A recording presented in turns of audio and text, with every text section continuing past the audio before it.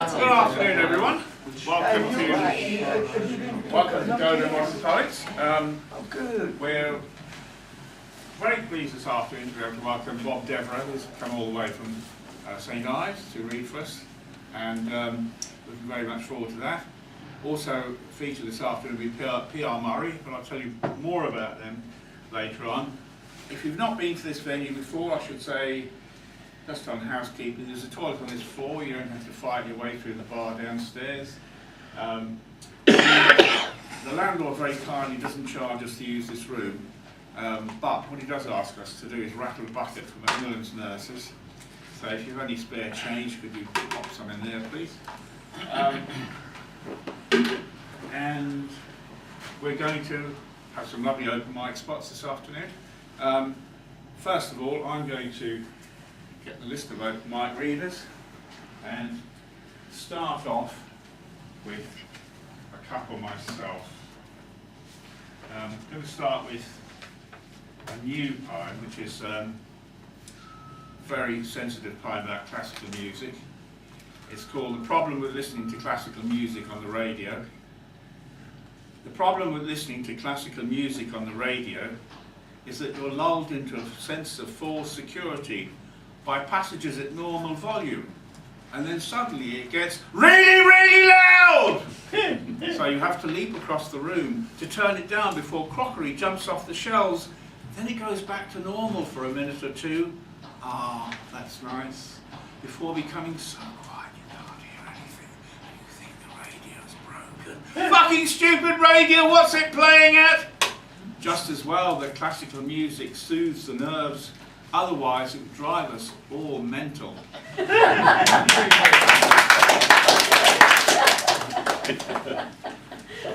you. Also musically related is this poem. It's from my latest collection, Ghost of Franz Kafka, which is available here this afternoon.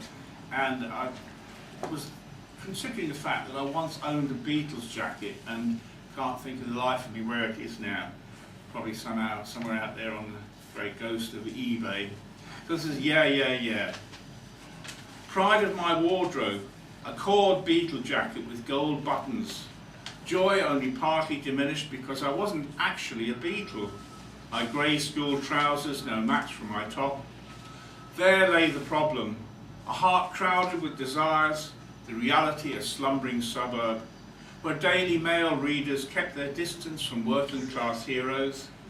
I was halfway to heaven, happy to sign up when the call came, but the Beatles moved on, gave up Beatles jackets, gave up being Beatles. The dream was over. I woke in an office, numbed by regulations and routine. The starry world seemed far away, no screaming fans as I boarded the train.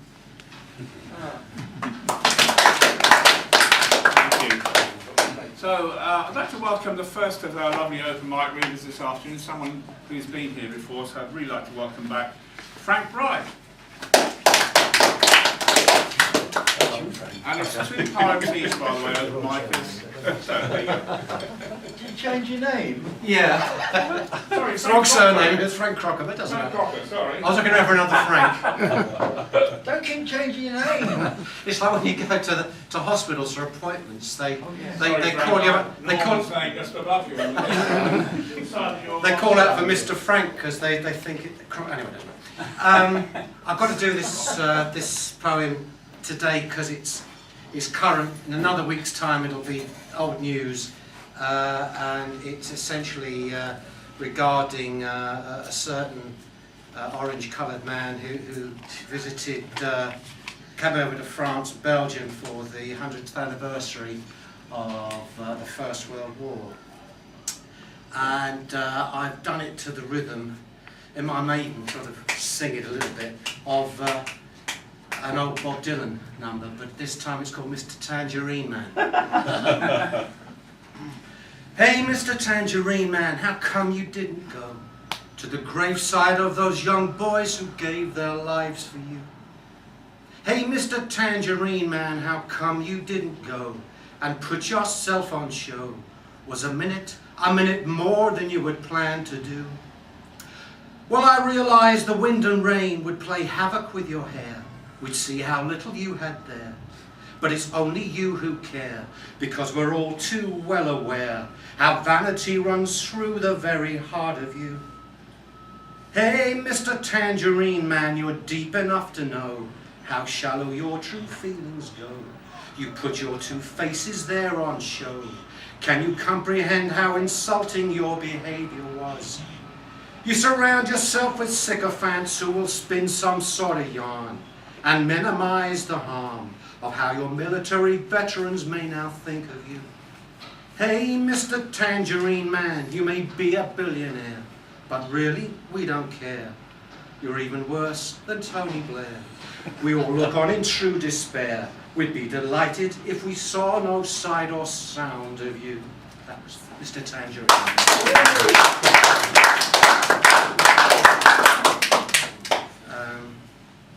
I had my sister over from America a few weeks ago who voted for him.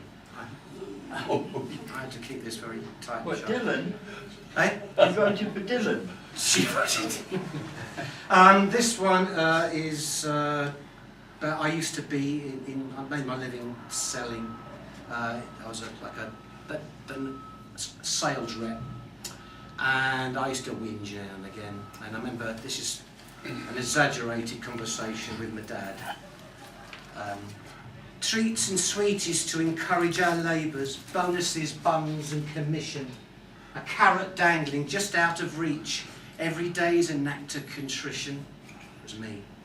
Consider yourself lucky, my lad. Never had this in my day.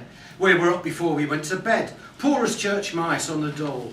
Our posteriors hung out of our trousers. It's all a breeze now. It's rock and roll. You've never had it so good, son. You're cosseted from cradle to grave. In our day, we worked till we tumbled. Oh, yes. We knew how to behave. We knew our place, you see. Look at you. You've a suit in your wardrobe, a Japanese colour TV. You're living the life, my lad. Now, you just listen to me. You never had cholera, rickets, scarlet fever or scabies, tuberculosis, whooping cough or rabies. They were rife in my day. Wall-to-wall gloom. Oh, yes. We put the grit in to Britain. The 100-yard run to the outside loop built you up, kept you fit. Oh, we dodged a few bullets from Hitler, but at least we got one meal a day. We welcomed despair and despondency. It helped pass the time away. We never heard of sun-dried tomatoes or rocket courgette or brioche. No, a Savoy, a gherkin and a side portion of lard and everyone thought you were posh. The bath was kept in the parlour, made of tin and hung on a nail, and every 3 weeks I'd bath in it and wash myself down without fail. Despondency was our watchword. We were masters of misery, bar none. We had no truck with delight or elation or anything you might call fun.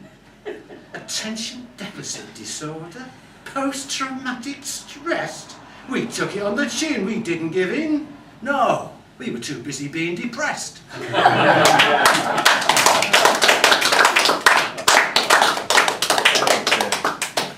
Thank you. That was very frank Crocker. Thank you. Okay. Shame you didn't bring your piano with you. Okay, our next open mic poet this afternoon is the very bright Norman Bright. Oh, thanks. Up and down. Yeah. Look, normally I just do it from memory, but my memory's not very good. I only wrote it at 11 o'clock this morning, that's why it's not very good. Okay. In the court, he pleaded not guilty. The young fellow in a wheelchair looked shifty. So, Mr. B, you admit it was your machine? Yes, my lord, I'll come clean. In 10 years, I've lost many a bike. The police are short-handed, almost on strike. You see, they need 50 to find a terrorist threat. The chances of arresting a bike thief, well, 10,000 to 1. It's not a good bet. After a while, I became angry, the extreme. I had to do something strange, you see. You, sir, were never part of a team. Every one of the lads lost a bike to a thief. So from police in Canada, I took a leaf. Look at him, 15. You see, sir, if you ride a bike, I doubt if you do not do something you would like. Oh, please don't think me rude. It's not my remit to tell you about your life, to being true. You see, I'm over 80, quite fit. It seems to me most of your life all you did was sit. I shall answer the charge. Yep, tell the story. It would be quite scary to ride a bike with no brakes. The thieves do go after well-known makes. I lost my Peugeot, smashed by a car. What a shame. The thief there has a permanent scar.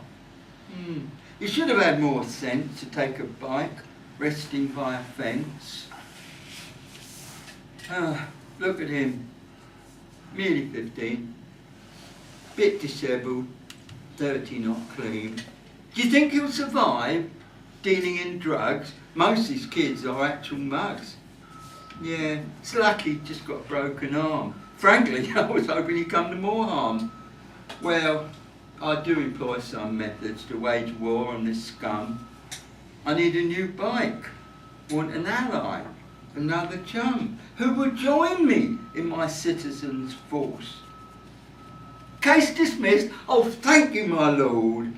The boy is accused of theft, knife crimes too. Bit more work for the men in blue.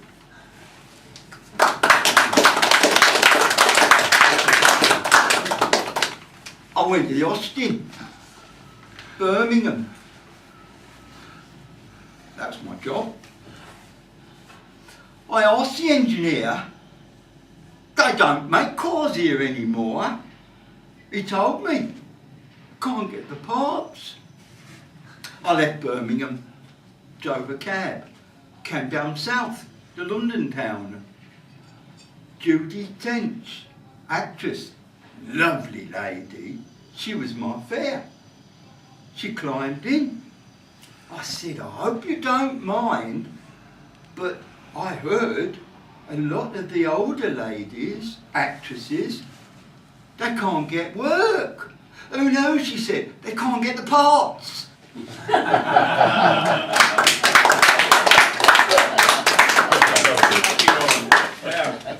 None of us saw that coming. Okay. And finally, the last open mic poet from the first half is John Hurley, who was our featured poet last month. Oh, a lovely man. He's a lovely fellow. It's from the old country. A lot of happily married people probably would have been just as happy if they had married the lady 2 doors down or the lady in the checkout at Tesco's. So this is something for the unknown. I may have seen you often. You may have lived down our street, perhaps in someone's arms in a crowded dance hall. Why were we not destined to meet?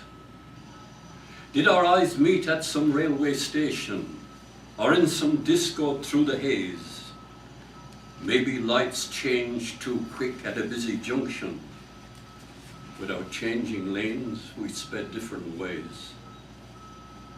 In my dreams, you are real and very vibrant, and not a shadow that will fade and die. Have I heard your footsteps on a city pavement, seen you nurse a child, or heard your baby cry? The years have flown, we are now much older. It is unlikely our paths will cross. The odds are long on life's wide ocean. What might have been, there's a sense of loss. But yet I cling to some wild presumption.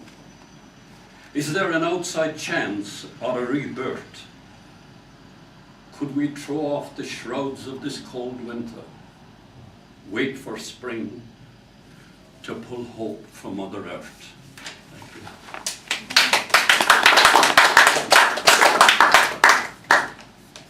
I don't think we pay enough attention to our neighbours these days, but this is about the neighbour of mine. His milk was on the doorstep for a day or two. We took very little notice, saying he must have flu. Someone had seen him the worse for wear. He was not very friendly, and we really didn't care. Police decided that they would break in, and we showed interest only then. We gawped and clustered round the door just to get a glimpse of a body on the floor. He kept himself to himself. Been there years. Then we dispersed, and we shed no tears. We watched the services arrive, more interested than when he was alive. A doctor stood by the open door. He looked sad, but he could do no more. Two men took out a large black bag, and down by the toes was a small white tag. No need for silence as they move on. Just another human being that's dead and gone. A policeman checked the doors and lock, and the silence was broken by a ticking clock. Some mouldy bread and some burned toast, and an unopened copy of the Racing Post.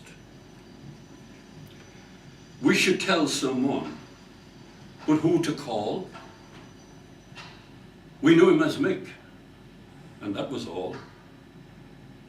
Now if we could have the past again, perhaps we wouldn't spread ourselves so thin. Thank you.